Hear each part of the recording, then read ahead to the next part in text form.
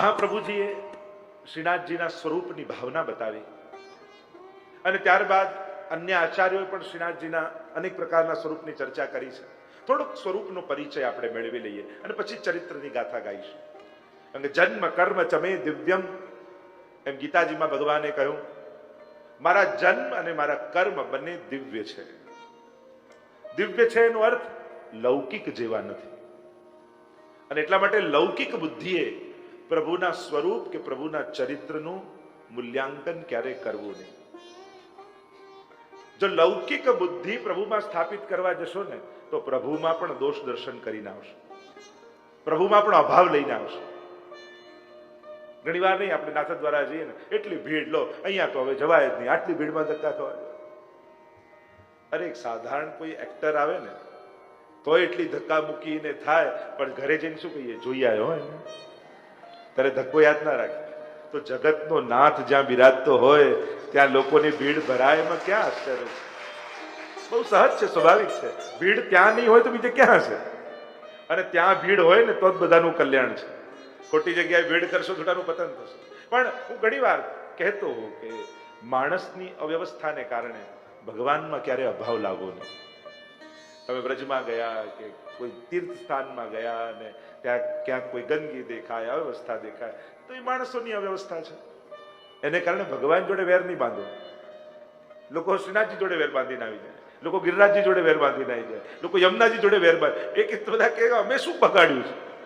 આ માણસો જગ્યા બગાડે, માણસો અમને દૂષિત કરે, એમાં અમારો દોષ નથી, આ મનુષ્યનો જ દોષ છે. અને એટલા માટે ક્યારે પણ અલૌકિક તત્વોની સન્મુખ થાવ ત્યારે બુદ્ધિ અલૌકિક રાખીને જાઓ. જો લૌકિક બુદ્ધિ રાખીને ગયા તો અભાવ લઈને ઘરે આવશે. એટલે જ્યાં પણ જાઓ, આપણે જો વ્યવસ્થાનો ભાગ ન બની શકતા હોય તો નિંદા કરવાનો પણ આપણને અધિકાર નથી. અને ઘણીવાર માનનારાઓ જેટલું બગાડે છે એટલું નહીં માનનારાઓ બગાડતા નથી. આપણે લોકો જ ક્યાંક એના ભાગરૂપ હોઈએ છીએ. અને જ્યાં જગ્યા નાની ને લોકો વધારે હોય ત્યાં તો બધે ભીડ રહેવાની. ખાલી કોઈ શ્રીનાથજીના મંદિરમાં જ નહીં, કોઈ બ્રજમાં જ નહીં, ભારતમાં તો જ્યાં જાઓ ત્યાં ભીડ, મનુષ્ય વધારે જ છે, એટલે તો રહેવાનું જ છે. અને એટલા માટે અલૌકિક બુદ્ધિ રાખી અલૌકિક સ્થાને જાઓ. જન્મ કર્મ ચમે દિવ્યમ, મારા જન્મ અને મારા કર્મ દિવ્ય છે. એટલે પ્રભુનું સ્વરૂપ, એમની લીલા, એમનું પ્રાગટ્ય આ બધું જ અલૌકિક છે. અને એટલા માટે જ્યારે પણ ભગવત ચરિત્રોને સાંભળો ત્યારે એના મૂલ્યાંકનો પોતાની લૌકિક બુદ્ધિએ ન કરો. લો પ્રભુ અહીંયા ખોટું કેમ બોલ્યા, અહીંયા ઠાકોરજી આવું છલ કેમ કર્યું, પ્રભુ આ રીતે વસ્ત્રો કેમ ચોર્યા, પ્રભુ આમ રાસ કેમ કર્યા. આ બધા કર્મો નથી કે એની સ્તુતિ કે નિંદા આપણે કરીએ. આ બધી લીલાઓ છે અને લીલાના તો ગુણગાન જ થાય. આપણને કોઈ મૂલ્યાંકન કરવા, કથા સાંભળવું એટલે મૂલ્યાંકન કરવું નહીં. લોકો દરેકના મૂલ્યાંકન કરવા, આ પેલા વલ્લભકુલ કરતા આ વલ્લભકુલના પ્રવચન સારા, અને પેલા કરતા આના વધારે પેલું સારું. લોકો ગુરુજનોમાં પણ પછી જોખવા લાગે. એટલે એની જરૂર નથી. આપણે સત્સંગ શ્રવણ કરવા ગયા છે, એમને પારખવા થોડી ગયા છે. તમે વક્તાને પારખવા જાઓ, જોઈએ જ ખરા શું કહે છે, એની જરૂર નથી. તમે ભગવત ગુણગાન સાંભળવા ગયા છો. એટલે ક્યાંક કોઈક સારું બોલતું હોય ને ક્યાંક સારું ન બોલી શકતું હોય, એટલે કે બધાને કઈ જોખવાની જરૂર નથી. બધાના આવા રીતે મૂલ્યાંકનો, અલૌકિક સ્થાનોમાં લૌકિક આ મૂલ્યાંકનોની જરૂર છે જ નહીં. તમે સાર લેવા ગયા છો. અને એટલા માટે જ્યાં પણ સાંભળો ત્યાંથી પ્રભુનું જે પણ ગુણ ગ્રહણ કરવા મળે એનું ગ્રહણ કરી લેવું. લો આ મંદિર કરતા આ હવેલીમાં દર્શન સારા થાય. તને કોણે નક્કી કરવાનું કહ્યું તો બધું ચેક કર ક્યાં વધારે સારા થાય છે, ક્યાં છે. આપણે હવેલી આ બધું ચેક કરવા જઈએ છીએ કે ઠાકોરના દર્શન કરવા જઈએ છીએ. જોજો આપણે જ્યાં પણ જઈશું ને, લૌકિકમાં ઠીક છે, અલૌકિક સ્થાને જઈને પણ તુરંત સરખામણી કરવા લાગીશું. સરખામણી કરવાથી શું થાય કે જ્યાં નબળું હશે ને ત્યાં તમારી દોષ બુદ્ધિ થશે. એટલે અહિત કોનું થયું? આપણું જ ને. અને એટલા માટે જ્યારે જ્યારે તમે સરખામણી કરશો ને ત્યારે ગુણ બુદ્ધિની જગ્યાએ દોષ દર્શન થશે. અને એટલા માટે સરખામણી નહીં કરવી. ત્યાં જે વિશેષતા છે, ત્યાં જે અલૌકિકતા છે એનું દર્શન કરીને આવવું. અહીંયા આ બહુ વિશેષ હતું. અહીંયા પંખા બહુ સુંદર ઠાકોરને ધરાવેલા, અહીંયા ઝારીજી બહુ સુંદર, નેવરો બહુ સુંદર લપેટ્યો, બંટો કેટલો સુંદર હતો. ત્યાંની જે ઉત્તમતા હોય એને જોઈને આવો તો આ ગુણ દર્શન. પણ જ્યારે જ્યારે સરખાવશો ત્યારે ક્યાંક દોષ દર્શન થશે. અને એટલા માટે અલૌકિક સ્થાનોમાં બંને એટલી લૌકિક બુદ્ધિનો ઉપયોગ નહીં કરવો. જન્મ કર્મ ચમે દિવ્ય, કારણ કે પ્રભુમાં કોઈ દોષ છે જ નહીં. આ પહેલી વાત. અને તમે કથા સાંભળવી એટલે ભગવાનના ચરિત્રોના અર્થઘટનો આપણી બુદ્ધિએ કરવા એ નથી થતું કે ભગવાને શું સારું કર્યું ને શું ખોટું કર્યું એ ચેક કરવા માટે કથા નથી સાંભળતા. આપણે તો એની લીલાઓના આનંદ લેવા માટે કરીએ છીએ. આ લીલાઓ છે એટલે હું તો ઘણી વાર કહું, ભગવાનમાં કર્મના સિદ્ધાંતો લાગુ પડતા જ નથી. ઠાકોરજીમાં કર્મનો સિદ્ધાંત લાગુ ન પડે, કારણ કે કર્મ કરતા જ નથી, એ તો લીલા કરે છે. જો કર્મ લાગુ પડતા હોત તો ભગવાન અત્યારે પણ દંડ ભોગવતા હોત. તો માખણ ચોરી કરવી તો નિંદનીય કર્મ કહેવાય. તો રણ છોડીને ભાગવું નિંદનીય કર્મ કહેવાય. એવા તો કેટલા કર્મો, રાસ કરવું તો નિંદનીય કર્મ કહેવાય. પણ આ કર્મ નથી, લીલા છે. અને એટલા માટે માખણ ચોરીની લીલાઓ તમે સાંભળો ને ગાઓ. શું કહો, આજે તો પ્રભુને ખૂબ ભક્તિ કરીને આવ્યો, બહુ ગુણગાન. હવે ચોરીને ગાવું એ ગુણગાન કહેવાય કે નિંદાના ગાન કહેવાય? કોઈએ ચોરી કરી હોય એ નિંદા કહેવાય કે સ્તુતિ કહેવાય? આપણે કે સ્તુતિ ગુણગાન કરીને આવે, કારણ કે લીલા છે, કર્મ નથી. ભગવાને આવું કર્મ કર્યું હોત ને માખણ ચોરીનું તો નિંદનીય કહેવાય. પ્રભુએ ચીર હરવાનું કર્મ કર્યું હોત તો નિંદનીય કહેવાય. પણ લીલા કરી છે. રણ છોડીને ભાગ્યા હોત, કર્મ કર્યું હોત તો નિંદા કહેવાય. પણ આ તો લીલા કરી છે. લોકવત્તુ લીલા કૈવલ્યમ આનંદસ્ય હરેર લીલા, મહાપ્રભુજી કહે છે. પ્રભુની તો પ્રત્યેક લીલા આનંદનું દાન કરનારી છે. અને એટલા માટે માણસને કર્મના બંધન લાગે છે, કર્મના સિદ્ધાંતો લાગુ પડે છે.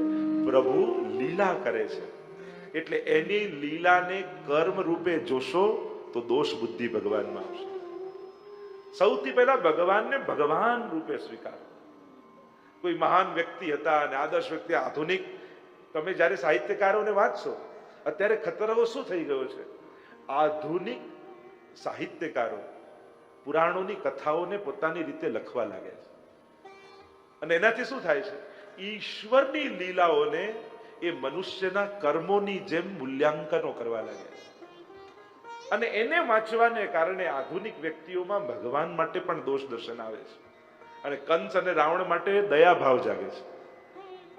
ખરેખર આ કથાઓ બધી અલૌકિક છે અને એને લૌકિક મૂલ્યાંકનો કરવાથી પાપીઓ માટે કરુણા જાગે અને ભગવાન માટે ક્રોધ અને દ્વેષ ભાવ જાગે કે ભગવાન થઈને આવું કરે છે. અરે ભગવાન છે તો પછી એના કર્મ નથી, એની લીલાઓ છે. આ એક પાતળી રેખાને સમજવાની જરૂર છે, લીલા અને કર્મને. એને લીલા રૂપે જો અમારા શ્રીનાથજી બાબાની આ બધી લીલાઓ છે. એને થોડી કોઈ યવનનો ડર લાગે છે કે એને ગિરિરાજજીથી છોડીને નાથ દ્વારા જવું પડે. તો સિંહ કો કહા લોકડી કો ડર, એટલે જ કહ્યું ને ભાવે તો ઈ ટોળકો ઘનો. સિંહને કોઈ શિયાળને બીક લાગે? અમારો શ્રીનાથજી બાબા જેવો સિંહ એ આવા યવન રાજાઓ જેવા શિયાળથી ડરીને ભાગે?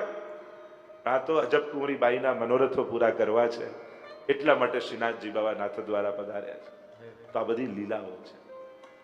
અને એને લીલા રૂપે ક્યારે પણ પ્રભુના ચરિત્રોને કર્મના સિદ્ધાંતોથી મૂલ્યાંકન ન કરો. એને ધર્મશાસ્ત્ર લઈને જોખવાની કોશિશ ન કરો, કારણ કે એ જીવના વિધેયાત્મક, નિષેધાત્મક ને પ્રાયશ્ચિત કર્મો ધર્મશાસ્ત્રોએ મનુષ્યના બતાવ્યા છે, ઈશ્વરના નથી બતાવ્યા.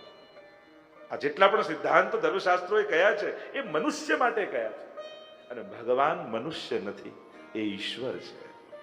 પ્રાકૃત નથી, લૌકિક નથી, પરમ અલૌકિક અને રસાત્મક છે. આ બુદ્ધિ દ્રઢ કરી અને પછી જ ભગવત કથા સાંભળો તો ભગવત કથામાં આનંદ આવશે. નહીં તો પરીક્ષિતની જેમ તમને શંકા થઈ જશે કે ઈશ્વર થઈ આમ રાસ કરવા ગયા. અને ત્યારે પછી રાસલીલાનો વધારે વિસ્તાર ન કર્યો સુખદેવજી, અને કહ્યું કામમ ક્રોધમ ભયમ સ્નેહમ ઐક્યમ સૌહૃદમેવ ચ નિત્યમ હરૌ વિદતતો યાંતિ તન્મયતામ હિતે. અરે કોઈ પણ ભાવે પ્રભુ સાથે જોડાઓ, કામમ ક્રોધમ ભયમ સ્નેહમ ઐક્યમ, કોઈ પણ ભાવે, એ તો કૃપા જ કરે છે. એ તો જીવ પર કરુણા જ કરનારો છે. જીવ કયા ભાવ લઈને દોડે છે એ નહીં જોવાનું, કોની તરફ દોડે છે એ જોવાનું. આ તો પારસમણી છે. લોઢું ગમે તે આકારનું હોય પારસમણી સ્પર્શ કરીને એનું સોનું તો બનાવી જ દે છે. તો શ્રીનાથજીના દિવ્ય ચરિત્રો સૌથી પહેલા સ્વરૂપનું જ્ઞાન આપણે કરીએ. કારણ કે સ્વરૂપાસક્તિ, સ્વરૂપ નિષ્ઠાની ભક્તિ એ જ પુષ્ટિ ભક્તિ છે. ગુણાસક્તિની ભક્તિ એ મર્યાદા ભક્તિ છે. સામર્થ્યની ભક્તિ એ મર્યાદા ભક્તિ છે. ભગવાન આવા સામર્થ્યવાન, આવા દયાળુ, આવા કૃપાળુ, અને આવું સાંભળીને જેને ભાવ થાય એ મર્યાદા ભક્તિ. અને ખતરો એ છે કે જે દિવસે ભગવાન એનું સામર્થ્ય નહીં બતાવે તો ભગવાનમાં અભાવ પણ આવી જશે. લો આટલી આટલી માળા ફેરવી તોય કાંઈ ન કર્યું. ઠાકોરજી કે મેં તને કહ્યું તું માળા ફેરવ, તે જ ફેરવી, તું જ ભોગવ, મેં તો કોઈ એવી બાંયધરી આપી નહોતી. આ સામર્થ્યની ભક્તિ એ મર્યાદા ભક્તિ, અને સ્વરૂપની ભક્તિ એ પુષ્ટિ ભક્તિ.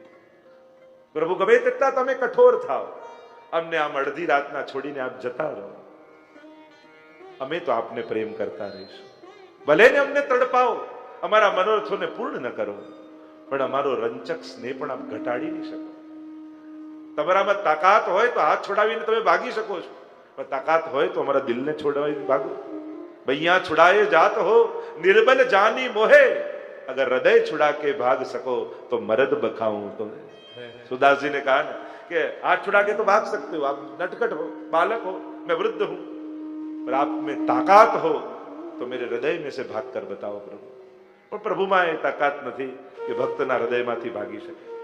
સકલ ભુવન મધ્યે નિર્ધનાસ્તેપી ધન્યા ભક્તિ સૂત્રોપનદ્દઃ. એક ભક્તિને ડોરથી બંધાઈ પરમાત્મા પોતાના વૈકુંઠના સુખો છોડી ભક્તોના ઝૂંપડામાં આવીને નિવાસ કરી જાય છે. આ જ ભક્તિની તાકાત છે. આપણી પાસે એક જ બળ છે, અને એ છે ભાવનું બળ, ભક્તિનું બળ. અને એ જ બળ ભગવાનમાં લગાવો. સાધન ને બુદ્ધિ ને વ્યવસ્થા, આ બધી તાકાત ભગવાનને વશ કરવામાં કામ નથી લાગતું. આ નિસાધનતા એવું સાધન છે ને કે એનાથી પ્રભુ તુરંત બંધાઈ જાય છે. અને એટલા માટે જે ચર્ચા આપણે કરી રહ્યા છીએ શ્રીનાથજીના સ્વરૂપની, સ્વરૂપ નિષ્ઠા, સ્વરૂપાસક્તિ. અને શ્રીનાથજીના ચરિત્રમાં અનેક અનેક ભક્તોના ચરિત્રો સ્વરૂપાસક્તિના છે. તમે જેટલા પણ ચરિત્રો જોશો ભગવદીઓના, એ મહાત્મ્ય આસક્તિ કોઈએ નથી જોઈ. લગભગ બધાને સ્વરૂપાસક્તિ થઈ છે. સરસ્કાર જુઓ, એક ચિત્ર જોયું, બાળકમાં આસક્ત હતા, અને ચિત્ર જોઈને એવા આસક્ત થઈ ગયા શ્રીનાથજી બાબામાં કે હવે પામવા છે તો આને પામવા છે. તુરંત ખડગ ખેંચ્યું ને પેલા વૈષ્ણવ વાત કરતા હતા, કહ્યું કે આ રસખાનને પેલા બાળકમાં એટલી આસક્તિ છે, આવી જો શ્રીનાથજીમાં થઈ જાય ને તો એનો તો ઉદ્ધાર થઈ જાય. સાંભળી ગયા રસખાન, કટાર ખેંચીને કહ્યું કોણ છે શ્રીનાથજી બતાવો. વૈષ્ણવ ગભરાયો કે આ પઠાણ ક્યાંક મારી ન નાખે. પાગમાં એક નાનકડું ચિત્ર હતું શ્રીનાથજીનું, કાઢીને બતાવ્યું કે આ શ્રીનાથજી છે. અને જ્યાં શ્રીજીના સ્વરૂપને જોયા એવી આસક્તિ લાગી, અને હૃદયમાં એ ચિત્ર અંકિત થઈ ગયું ને થયું હવે મેળવવો છે તો આને મેળવવો છે, આના સિવાય બીજું કંઈ જોવું નથી. અને હવે તો બ્રજના દરેક મંદિરોમાં ફરે છે અને ચિત્ર સાથે સ્વરૂપને જુએ કે આ મારું શ્રીનાથજી છે, અને જુએ કે આ તો જુદું સ્વરૂપ છે, લઈને બીજા મંદિરમાં જતા. અને એકવાર ખબર પડી કે આ ગિરિરાજજીની ઉપર આ દેવ દમન શ્રીનાથજી બિરાજે. અંદર જવા ગયા પણ કોઈ જવા ન દીધા. બહાર ઉભા છે પર્વતની નીચે, અને અશ્વ પર સવાર થયેલા ગુસાઈજીને પધારતા જોયા. તુરંગ ચાલે વાયુ વેગે ઉતાવળો, જેમ નૌકા ચાલી સિંધુ તર. આમ અશ્વની લગામ ખેંચી વાયુ વેગે પવનની સાથે વાતો કરતા અશ્વને ભગાવતા ગુસાઈજી, અને દ્રષ્ટિ ગુસાઈજીની છે મંદિર તરફ. રસખાનજીને થયું હું જેનો આશિક છું આ પણ એના જ આશિક લાગે છે. જુઓ ને, અશ્વ પર ભાગે તો છે પણ નજર ત્યાંથી ખસતી નથી. અને આનું મુખારવિંદ પણ મારા શ્રીનાથજી બાબાને મળતું આવે છે. શ્રીનાથજીને પકડવા જાય, પ્રગટ થયા ને પકડવા જાય એટલે શ્રીનાથજી કહું એમને હાથ ન અડવા દઉં, જાઓ પેલા ગુસાઈજીનું બ્રહ્મ સંબંધ લઈને આવો, પછી મને સ્પર્શ કરવાનો અધિકાર તમને મળે. વિનંતી કરી છે. ગુસાઈજી હાથ પકડીને લઈ ગયા રસખાનજીને. શ્રીનાથજીની સન્મુખ ઉભા કર્યા છે, હાથમાં તુલસી દલ આપ્યું છે. કહ્યું જેમ બોલાવું એમ બોલજો. દ્રષ્ટિ શ્રીનાથજીના મુખારવિંદથી ખસતી નથી. એક એક મંત્રોના અક્ષરનું ઉચ્ચારણ કરે છે, અને સર્વનું સમર્પણ કરી દીધું. જાતને ધન્ય માનવા લાગ્યા. જેને મળવાની આશામાં હતો આજે એનો થઈને જઈ રહ્યો છે. અને જ્યાં નીકળ્યા બ્રહ્મ સમન લઈને બહાર શ્રીનાથજીએ કૂદકો માર્યો, રસખાનનો હાથ પકડ્યો અને કહ્યું કે અબ કહા જા રહ્યો, હવે ક્યાં જાય છે, ચલ મારી સાથે ખેલવા. શ્રીનાથજી હાથ પકડે. તો એવી તો અનેક બધા ચરિત્રો શ્રીનાથજીના ચરિત્રમાં આપણે સંક્ષિપ્તમાં જોવાનો પ્રયાસ કરીશું. જેટલા પ્રસંગો લેવાય એટલી કોશિશ કરીશ. અને શ્રીનાથજીની સ્વરૂપાસક્તિની જે વાત કરી રહ્યો છે, આવી આસક્તિ, અને એ આસક્તિ એ પુષ્ટિ ભક્તિ છે. આપણે ત્યાં તો મહાપ્રભુજી ભક્તિવર્ધનીમાં ત્રણેય પ્રકાર છે કે વ્યસન સુધીની વાત કરીને નિરોધ સિદ્ધ થવાની વાત કરી છે. હમણાં તો એ ચર્ચાનો વિષય નથી, પણ સ્વરૂપનું થોડું ચિંતન કરીએ. શ્રીનાથજીના સ્વરૂપની ભાવનામાં અનેક પ્રકારની ભાવનાઓ સમાહિત છે. સૌથી પહેલા તો રૂપ અને સ્વરૂપ બંનેની ચર્ચા કરી શકાય. સ્વરૂપ એમ જોવા જાઓ તો આનંદ માત્ર કરપાદ મુખોદરાદી, એ આનંદ રૂપ છે, એનું સ્વરૂપ કહેવાય. અને રૂપ કેવું તો કે શ્યામ વર્ણ છે. વામ ઉક્ષિપ્ત ભક્ત પુરુષો ભક્ત માકાર્ય અત્યુત. એનો ડાબો હાથ ઊંચો છે, જમણો હાથ કટી ઉપર છે, મુષ્ટિકા છે, મુઠ્ઠી વાળેલી છે, અંગૂઠો બહાર છે, બંને ચરણ સીધા છે, કટાક્ષ દ્રષ્ટિ છે.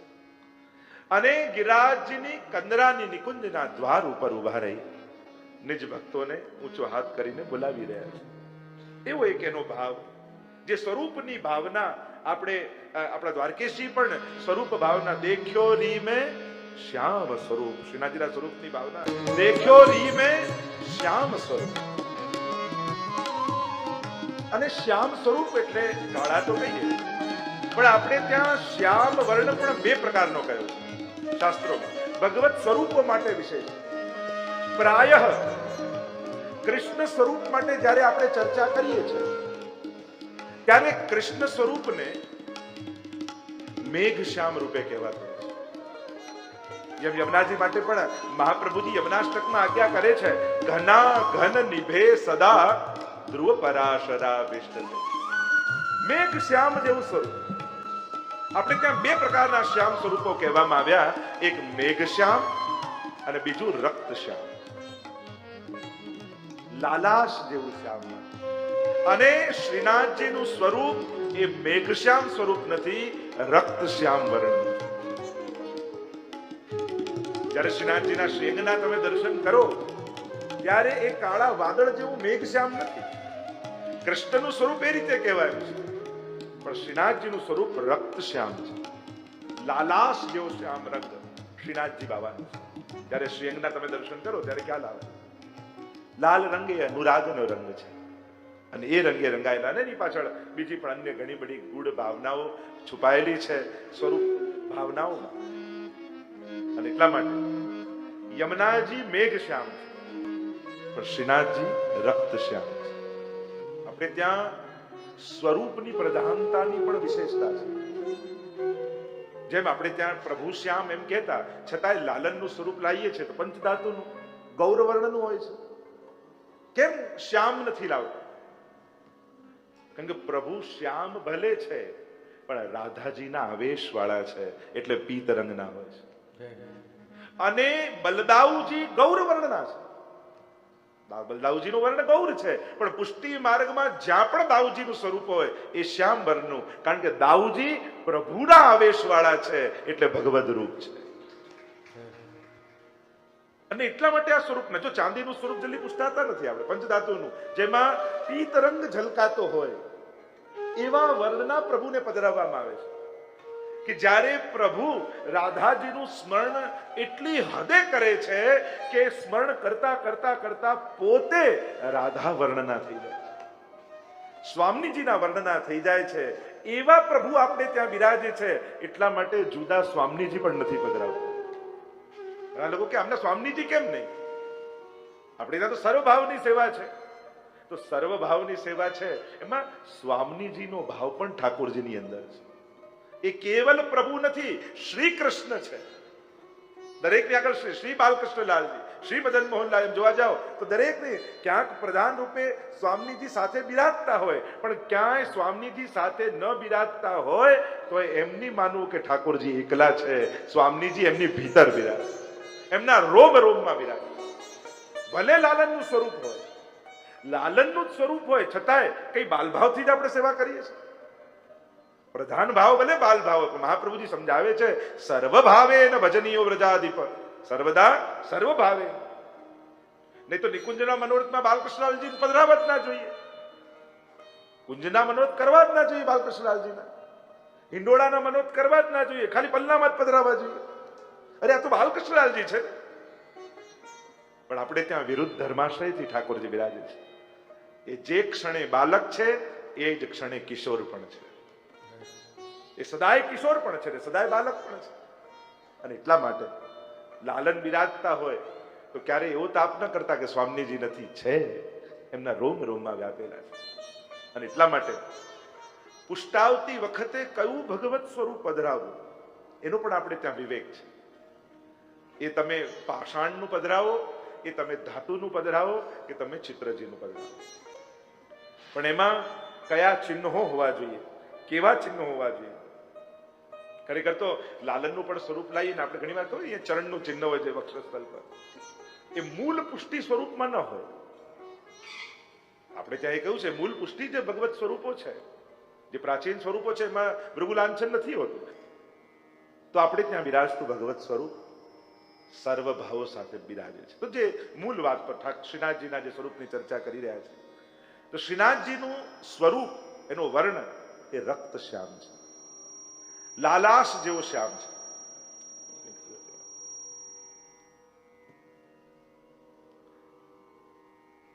જે ભાવના બતાવવામાં આવી શ્રીનાથજીના સ્વરૂપની, ઉક્ષિપ્ત ભક્ત પુરુષો ભક્ત માકાર્યત્યુત દક્ષિણેન કરિણાસો મુષ્ટિકૃત્ય મનાંસિન વામ કરમ સમુદ ધૃત્ય નિહનુ તે પશ્ય ચાતુરી. દક્ષિણ કર કટિપે ધર્યો સ્વરૂપ ભાવના, જમણો હસ્ત કટી ઉપર છે અને વામ ભુજા ઉર્ધ્વ છે, ઊંચી છે. સ્વરૂપની ભાવના એ બતાવી. સૌથી પહેલા તો ચાર ખૂણા ચોરસ સ્વરૂપ, લંબચોરસ આદિ જે કહીએ લૌકિક રૂપે, તો ચારેય ખૂણામાં ચાર યુથ બિરાજમાન છે, એટલે ચાર ખૂણા. અને એમાં જે દ્વારની ચિહ્નોની પણ ચર્ચા આપણે કરીશું, એની પણ અનેકવિધ પ્રકારની ભાવનાઓ આપણે ત્યાં આચાર્યો અને ભગવદીઓએ ગાઈ છે, એનું પણ રસ દર્શન કરીશું. શ્રીનાથજીના સ્વરૂપની ભાવના અનેક પ્રકારથી. એક સૌથી પહેલી ભાવના જે પ્રસિદ્ધ ભાવના છે કે જમણો હાથ કટી ઉપર છે, અંગુષ્ઠ બહાર છે, પુષ્ટિકા છે, ડાબો હાથ ઊંચો કરીને ઊંચો હાથ કરીને બોલાવે છે. આ જે ભાવના દ્વાદશાંગો હિ પુરુષાહ, જે વેદમાં કહ્યું કે 12 અંગવાળા પરમાત્મા છે, તો આ 12 અંગવાળા શ્રીનાથજી છે. ભાવના એ બતાવી સ્વરૂપ ભાવના, ભાવ ભાવના અને લીલા ભાવના. આ ત્રણ પ્રકારની ભાવના આપણે ત્યાં ચર્ચા કરવામાં આવે. જેમ તમારે ત્યાં બિરાજતું સ્વરૂપ, એની સ્વરૂપ ભાવના શું છે, એની લીલા ભાવના શું છે, એની ભાવ ભાવના શું લીલાની, આનું જ્ઞાન આપણને હોવું જોઈએ. આ જાણવાને કારણે થી આપણી સ્વરૂપાસક્તિ પ્રગટ થાય. જેમ 7 સ્વરૂપની આપણે વાત કરીએ છીએ, આ 7 સ્વરૂપ તો શ્રીનાથજીના જ સ્વરૂપ છે. આપણે ત્યાં દ્વે દ્વે ગોપી બીચ બીચ માધવ, એટલે 8 સ્વરૂપ અને 16 ગોપીઓ, એનું એક મંડળ. તો આ સ્વરૂપો શ્રીનાથજીના 7 સ્વરૂપ. આપણે બધા એટલા બધા હોશિયાર છીએ કે ઠાકોરના સ્વરૂપોને વાંટી દઈએ. આ તો તારા ઘરનું સ્વરૂપ ને આ મારા ઘરનું સ્વરૂપ ને મારું આ ઘર ને તારું આ ઘર. તો ઘણી વાર કહું ક્યાં સુધી ઘર ઘર રમશો? બાળક હોઈએ ત્યાં સુધી ઘર ઘર રમી બરાબર છે, હવે તો મોટા થાવ. આપણે ત્યાં ખાલી 2 જ ઘર છે, એક નંદ ઘર અને બીજું વલ્લભ ઘર. રહ્યો મોહે શ્રી વલ્લભ ગ્રહ ભાવે. અને જ્યાં સુધી આવો ભાવ વલ્લભ પરિવાર માટે નથી આવતો, ત્યાં સુધી ક્યાંક આપણી વૈષ્ણવતાની કમી છે. ભેદ દેખાય તો અનન્યતાની માનવી, ચિંતન કરવું કે હરી હજી મારી બુદ્ધિમાં ભેદ કેમ છે, હજી છોટો બડો ન જાણીએ સભી અગ્નિ સ્વરૂપ. આવો હરિરાયજી જેવો ભાવ મારે ત્યાં કેમ નથી આવતો, હજી ગોપાલદાસ જેવું ગાવાની ઈચ્છા કેમ નથી થતી. 7 સ્વરૂપોમાં તમને શ્રીનાથજીના દર્શન થશે. તમે ચોરસ પીઠિકા જુઓ, મથુરાધીશના દર્શન થાય, લંબચોરસ પીઠિકા. તમે શ્રીનાથજીનો જમણો હાથ કટી ઉપર જુઓ તો તમને વિઠ્ઠલનાથજીના દર્શન થાય. તમે એ જ શ્રીનાથજી બાવાના આ રીતે જ્યારે દ્વારિકાધીશ લંબચોરસ આદિ પીઠિકા રૂપે જુઓ કેવા દ્વારિકાધીશ, આવી દરેકની ભાવના આપણે જોઈ શકીએ કે સાથે સ્વરૂપ બિરાજે. ઊંચો હાથ જુઓ ગોકુલનાથજી, મુખારવિંદ જુઓ ચંદ્રમાજી, બંને કુંડળ સાથે જુઓ મદન મોહનલાલજી, ચીબુકના દર્શન કરો તો બાલકૃષ્ણલાલજી, સાથે સ્વરૂપો જાણે બિરાજતા હોય એવો ભાવ થાય. એ તો પ્રગટ રૂપે બિરાજમાન જ છે. ગોળકંદરામાં મથુરાધીશ, ચોરસ પીઠિકામાં દ્વારિકાધીશ, આ બધા જ સ્વરૂપોને ભાવથી જુઓ તો આ જ શ્રીનાથજીની જુદી જુદી લીલાના સ્વરૂપ. આ તો હવે અમે એવું આગ્રહ રાખી કે અમારા સ્વરૂપ, અમારા સ્વરૂપ, બાકી અમારે ચેતવા જેવું છે. બિરાજતા તો વૈષ્ણવના ઘરે જ ને. આ તો વૈષ્ણવે જ કૃપા કરી ગુસાઈજીને ત્યાં પધરાવ્યા તો આજે અમારા માથે બિરાજતા થયા છે. અત્યારે અમે ભલે ફૂલાતો હોય, અમારે ત્યાં નિધિ સ્વરૂપો બિરાજે છે, પણ આ બધા વૈષ્ણવને ત્યાં જ મહાપ્રભુજીએ પધરાવેલા. 84-252 ને ત્યાં જ હતા. તો અમે કૃપા કરીને તમને ઠાકોરજી નથી પધરાવતા, તમે કૃપા કરીને નિધિ સ્વરૂપો અમને આપ્યા છે. વૈષ્ણવની આ કૃપા થઈ કે વલ્લભકુલને ત્યાં બધા સ્વરૂપો બિરાજતા થયા છે. જોવા જાઓ તો 84-252 ના માથે આ સ્વરૂપો બિરાજ. આજે પણ એની મહત્તા એટલા માટે ગવાય છે કે આ પદ્મનાભદાસજીના માથે બિરાજતા, આ દામોદાસ સંભલવાળાના માથે બિરાજતા એ ભગવદીઓને યાદ કરીએ, એ વૈષ્ણવને યાદ કરીએ છીએ. એટલે આપણે ત્યાં વૈષ્ણવની મહત્તા ઓછી નથી. અમે જેમ ગૌરવ લઈએ અમે વલ્લભ કુલ, એમ તમારે પણ ગૌરવ લેવાનો. અમે વૈષ્ણવ કુળ છીએ, અમે વૈષ્ણવ કુલના સંતાન છીએ. એ ગૌરવ તમને થવો જોઈએ કે વૈષ્ણવના કુળમાંથી તમે આવો છો. એટલે નાની વાત નથી.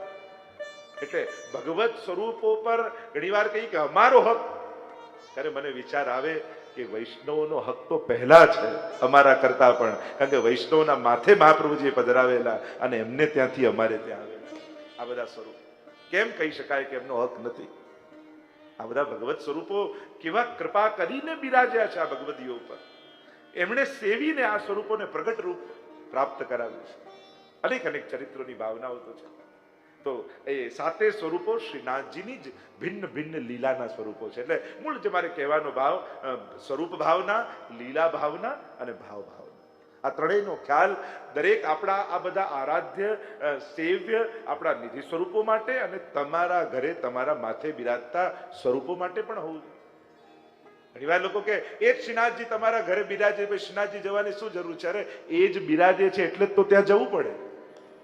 આપણે તો કહીએ છીએ જ ઊંધું, એ જ તમારે ત્યાં બિરાજ તો ત્યાં જ, અરે એ બિરાજે છે એટલે જ તો ત્યાં જવાનું, એટલે તો ત્યાં વંદન કરવાનું, એટલે તો ત્યાં સેવા કરવાની. કેમ કે શ્રી મહાપ્રભુજીએ સેવ્યા છે અને એના પ્રતિનિધિ રૂપે આપણને પધરાવ્યા છે. અને એટલા માટે આ બધા સેવ્ય અને આરાધ્ય આપણા સ્વરૂપો